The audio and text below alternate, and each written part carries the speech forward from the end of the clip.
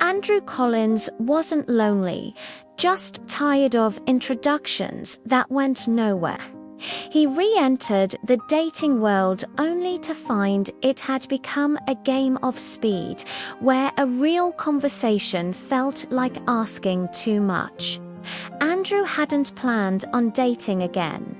At 58, he'd settled into the quiet rhythm of his own company, but a friend insisted, just try it.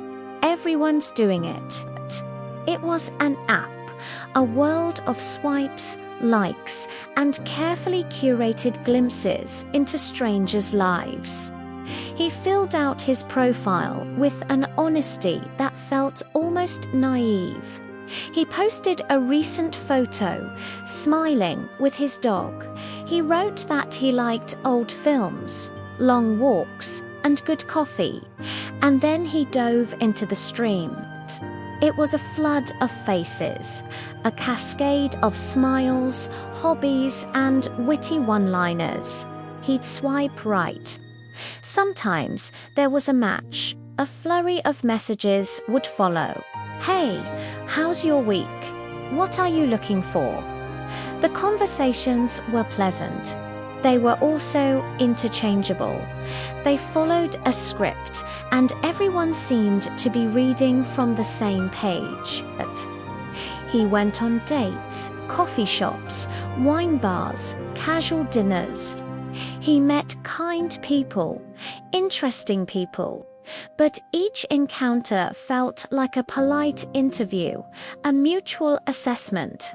They'd exchange life summaries, list their deal breakers, and part with a nice to meet you. The experience was efficient and utterly draining. He began to dread the ritual, the pre-date anxiety, the performance of being your best, most charming self. The post-date analysis. Did she like me? Should I text? Was that a connection or just polite conversation? He wasn't lonely. He was exhausted by the sheer volume of beginnings that led nowhere. One evening after another perfectly fine date that left him feeling hollow, he sat in his car. He stared at the glowing screen of his phone, at the rows of profiles waiting to be judged. He felt a deep sadness, not for himself, but for the process. They were all just thumbnails, reduced to a photo and a bio. Where was the space for a slow smile, for a shared, awkward silence? For the unexpected question that revealed a person's soul? He deleted the app, not out of bitterness, but out of self-preservation. He decided that if connection was going to find him, it would have to do so the old, slow, inefficient way. He started saying yes to different things. A community pottery class. A volunteer group at the local library. He talked to people without the pressure of romantic potential. He rediscovered the simple pleasure of a conversation that wasn't heading toward a verdict. Months later, at that same library, he was struggling to reshelve a heavy cart of books. A woman, around his age, was struggling with the same task a few aisles over. They made eye contact and laughed at the shared absurdity.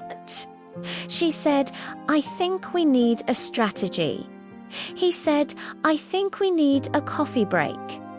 They talked for an hour. Not about what they were looking for. They talked about the weird mystery novel she was holding, about his failed attempts at pottery. There was no profile to check, no list of requirements to mentally tick off.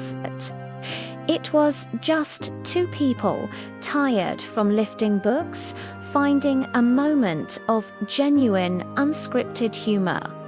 It didn't feel like a date. It felt like a conversation, and for the first time in a long time, it felt like a beginning.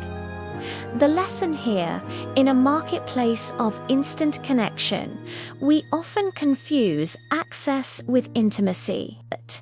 Real meeting requires friction, time, and the brave, inefficient choice to put down the menu and simply look at the person in front of you. Patience isn't just waiting for someone, it's creating the quiet space where something real can finally be heard. Thanks for watching. If this story resonated with you, let us know in the comments. And don't forget to subscribe for more content that explores the human side of our modern world.